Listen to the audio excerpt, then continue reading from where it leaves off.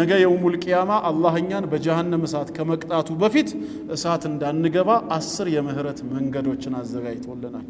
ተመልከቱ በእስላም የምህረት መንገድ ስፋቱ ማለት ነው። እነዚህን 10 ነጥቦች ሁሉ አልፈን ነው በ10ሩ መንገድ የሚጸዳ ወንጀል ከሌለን በጀሃነም እሳት የሚጸዳው ማለት ነው። ምን ያህል ክፉ ሰው ብንሆን ነው እኛ። አላህ ግን ሊምረን በአንድ መንገድ ብቻ ሳይሆን 10 የተለያየ መንገድን አዘጋጅቷል ነው ኃጢያትን ይቅር የሚልበት። ማን ናቸው? አንደኛ አተውባ፣ ከሁሉ በላጩና ቀዳሚው የሰራነውን ወንጀል መሆኑን አምነን ተጸጽተን ዳግመኛ ወደዚህ ህይወት አንመለስም ብለን ወደ አላህ መመለስ ይቅርታ መጠየቅ ተውባ ነው። ቁል ያ ዒባዲየ አለዚነ አስረፉ ዐላ አንፉሲሂም ላ ተቅነጡ ሚን ረሕመቲላህ ኢነላሃ የግፊሩ ዙኑበ ጀሚዓ ኢነሁ ሁወል ገፉሩ ረሒም። በሌላም አየት ወቱቡ ኢለላሂ ጀሚዓን አዩሀል ሙእሚኑን ለዓለኩም ቱፍሊሑን ትድኑ ዘንዳ ይላል። ተውበት ይሄ አንደኛው ነው። እሺ ተውበት አላረግንም፣ አልተማረም፣ ወንጀላችን በጫንቃችን ነው።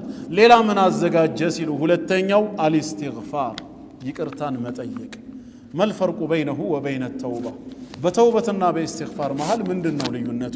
ኢስቲግፋር ማለት ጠለቡል መግፊራ ማለት ነው። ላጠፋሁት ጥፋት ይቅርታ አድርግልኝ ምህረትህን እፈልጋለሁ ነው። ዳግመኛ ግን አልመለስበትም ቃል ኪዳን የለውም ነው። ተውባ ከሆነ ግን ምህረትን መጠየቅም እንደገና ወደዛ ጥፋት ዳግመኛ ላለመመለስ ቃል ኪዳን መግባትንም ጭምር ያሳያል ነው። ሽሩጡ ተውባ ተብሎ ሪያዱ ሳሊሒን መግቢያ ላይ ከቀራችሁት ስለ ተውባ ነው የሚናገረው፣ ኢስቲግፋር አይደለም ማለት ነው። ኢቅላዕ ነደምና አዝም ዳግመኛ ላለመመለስ መቁረጥ፣ ይሄ ተውባ ይባላል። ግልጽ ነው። ኢስቲግፋር ግን ምንድነው? ነገ ትመለሳለህ አትመለስም ቃል ኪዳን የለውም፣ ግን ቅድም ለሰራሁት ወንጀል ምህረትህን ይቅርታህን ብቻ ፈልጋለሁ ነው፣ ማረኝ ነው። ግልጽ ነው። ሰድቤሃለሁ፣ በሌለህበት አምቼሃለሁ፣ ለአላህ ብለህ ይቅር በለኝ አልኩ፣ ይሄ ኢስቲግፋር ነው። ነገ ግን ልደግመው እችላለሁ፣ ወላሂ ከዚህ በኋላ እድሜ ልኬን ደግሞ አልሰድብህም አላማህም ስለ ደግሞ ተውባ ይሆናል ማለት ነው። ቃል ኪዳን መግባትም ጭምር አለበት። ግልጽ ነው። ተውባ ሰፊ ነው፣ ኢስቲግፋርንም ጭምር ያቅፋል እንደማለት ነው። ተውበት ያላደረገ ከሆነ ኢስቲግፋር በማድረግ ጥፋተኛ መሆኑን አምኖ ከጌታው ይቅርታ በመጠየቅ አላህ እንዳይቀጣው ማድረግ ይችላል። ለዚህ ደሊሉ ወማ ካነ አላሁ ሊዩዐዚበሁም ወአንተ ፊህም ወማ ካነ አላሁ ሙዐዚበሁም ወሁም የስተግፊሩን። ከጌታቸው ምህረትን እየጠየቁ አላህ የሚቀጣቸው አይደለም ነው ያለው። እሺ ጥሩ፣ ኢስቲግፋሩም ላይ የለንም፣ ሌላስ ምን ተስፋ አለን? የተሰራው ኃጢአታችን እንዲሰረዝ ሲባል ሶስተኛ አላህ ምን አዘጋጀልን? አልሐሰናት፣ የምንሰራቸውን መልካም ስራዎች በመልካም ስራው ብዛትና ደረጃ ጥራት ልክ ወንጀሎቻችንን ያራግፍበታል። ኢነል ሐሰናት ዩዝሂብነ ሰይአት እንዳለው ሱረቱ ሁድ ላይ መልካም ስራ ኃጢአት ያስወግዳል። ነቢያችን ሰለላሁ ዐለይሂ ወሰለም ኢተቂላህ ሐይሱ ማ ኩንት ወአትቢኢ ሰይአት አልሐሰና፣ መጥፎን ስትሰራ በምትኩ ሐሰናን አስከትል። ለምን? ተምሑሃ ታብስልሃለች አሉ። ሰውየው ዱዓ ሲያደርግ ከእያንዳንዱ የውሃ ጠብታ በእጁ በአይኑ ያየበት የሰራበት ወንጀል አብሮ ይረግፋል ይላል አይደል? ይሄ መልካም ስራ ውጤት ነው። ወደ መስጊድ ስትሄድ ባነሳው እግር ልክ አንዱ ወንጀል ሲያራግፍ ሌላው ሐሰናህን ደጅ ያደርጋል፣ ከፍ ያደርገዋል። በጥቅሉ አልሐሰናት የተባሉት ምንድናቸው?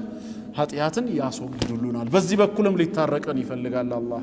አሁንም ከወንጀላችን አንጻር ብዙ መልካም ስራ ከሌለንስ ያን ወንጀል ማስማር ካልቻለስ ምን ተዘጋጀልን ስንል ራቢዓን አራተኛ አልመሳኢቡ ዱንያዊያ ምድራዊ እንግልት ሙሲባዎች በኢስላም መንገድ ላይ የሚደርሱብን መከራና ስቃዮች ለወንጀላችን ማካካሻ እንዲሆኑ ነው የፈቀደው።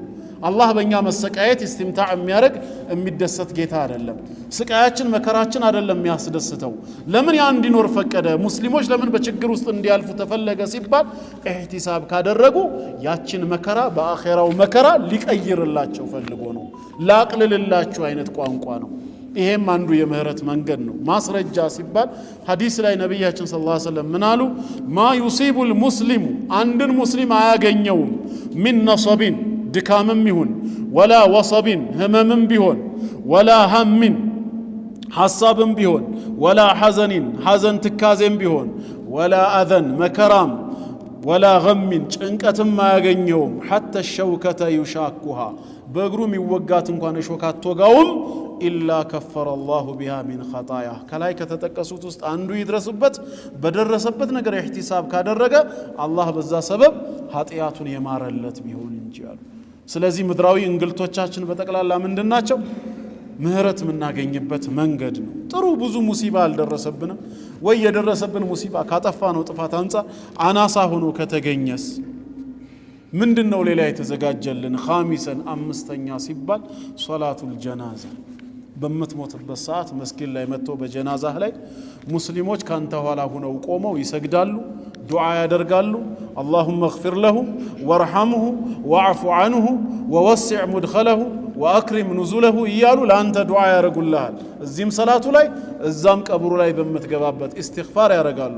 ኢስተግፊሩ ሊአኺኩም ፈኢነሁ ልአን ዩስአል አሁን እየተጠየቀ ነውና እንደተባለው የነዛ የወንድሞች ሰላተል ጀናዛ የሚያደርጉልህ ዱዓ አላህ ዘንድ ሸፋዓ ሆኖ መቅቡል ካደረገ ኃጢአት ይሰረዛል። እሺ ቀጣይ ተስፋህስ አሁንም ወንጀሎች ብዙ ከሆኑ ስድስተኛ ምን አለው ሲባል ዓዛቡል ቀብር አላህ የቀብርን ቅጣት በአኼራ ማካካሻ አድርጎለታል። ቀብር ላይ ያለውን ቅጣቱ አላህ ባሪያውን በመቅጣት አሁንም እስትምታዕ ማድረግ ስለፈለገ ሳይሆን የታላቁ ቀን ቅጣት ከመምጣቱ በፊት በዚህ በቀላሉ ልገላገለህ አይነት ቋንቋ ነው። ይሄም ስድስተኛው የምህረት በር ነው። ሰባተኛ ስሺ አሁንም ብዙ ወንጀል ካለበት ሌላ ምን ምህረት መንገድ አለው ሲባል ማ ይሁዳ ኢለይሂ ባዕደል መውት ሚን ሰዋቢን ሟች ከሞተ በኋላ በቀብር ዓለም እያለ በሱ ስም የሚሰሩ መልካም ሰደቃዎች። ባንተ ስም ውሃ ጉድጓድ ሊቆፈር ይችላል። ቁርአን ተገዝቶ ለመስጊድ ሊሰጥ ይችላል፣ ሰደቃ ጃሪያ። በስምህ የቤተሰብህም አካል ይሁን የዲን ወንድሞች መስጊድ ሊሰራ ይችላል። ባስታወሱ ቁጥር ሁሌ ዱዓ ሊያደርጉ በትንሹም ሰደቃ ሊያወጡ ይችላሉ። እነዛ መልካም ስራዎች በመልካም ስራቸው በደረጃቸው ልክ ላንተ ተብለው እስከተነየቱ ድረስ ይሄን የሚያውቀው ጌታ አላህ ኃጢአትህን ይምርበታል ማለት ነው። ይሄም ሌላው መንገድ ነው። እሺ አሁንም ወንጀልህ ገና ነው። ምን ታደርጋለህ ሲባል ስምንተኛ አህዋሉ የውሙል ቂያመቲ ወሸዳኢዲ የትንሣኤ ቀን አስፈሪ ሁኔታ ብርቱ መከራና ስቃዮቹ ማቃለያ ይሆናሉ። ከቀብር ዓለም ተቀስቅሶ ሲወጣ የጌታችን ፍርድ እስኪሰማ ድረስ ፀሐይ ባናታችን ትይዩ ስንዝር ብቻ ርቃ መገኘቷ በወንጀላችን ልክ ላባችን ከእግር አንስቶ እስከ አፋችን ድረስ እንደ ጎርፍ ማጥለቅለቁ የሚታየው ሸዳኢድ ብርቱ መከራ ሁሉ ማቃለያ ይሆንለታል። ቀድ ቱስቂጡ ዐንሁ ዑቁበተ ጀሃነም የጀሃነም ቅጣትም ሊነሳለት ይችላልና ነው። እሺ አሁንስ ካልጠራስ በእነዚህ ሁሉ በስምንት መንገድ አልፎ እሳት ልገባ አይደለም ወይ ብሎ ሲዘጋጅ ዘጠነኛን አላህ የምህረት በር ይከፍታል። ኢቅቲሳሱል ሙእሚኒነ ባዕዱሁም ሚን ባዕድ ሙእሚኖች ከፊላቸው ከከፊሉ መብትን የሚያስመልሱበት ቂሳስ የሚያደርጉበት ሒነማ ዩቂፉነ ዐላ ቀንጠረቲን በይነል ጀነቲ ወናር በጀነትና በጀሃነም መሃል የሆነ ጫፍ ድልድይ ላይ በሚቆሙ ሰዓት ጌታችን አላህ ምን ይላቸዋል? ባዕደ ዑቡር ሲራጥ ሲራጥን አልፈው እኮ ነው ተሻገሩ። አላህ ሲራጥን ያሻግረን። አለፍን ጀነት ገባን ሲሉ ቀጥ በሉ ይባላሉ።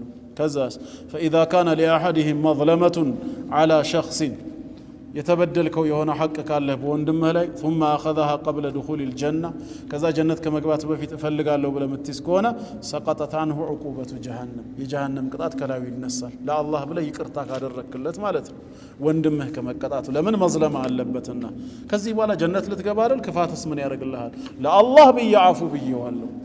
የዛን ጊዜ ያ ወንድምህ የነበረው ዘጠነኛው ይቀልለታል። መጨረሻ ምን አለ ሲባል ሸፋዓቱ ሻፊዒ የአማላጆች ምልጃ። ትልቁ ሸፋዓ ደግሞ የማን ነው?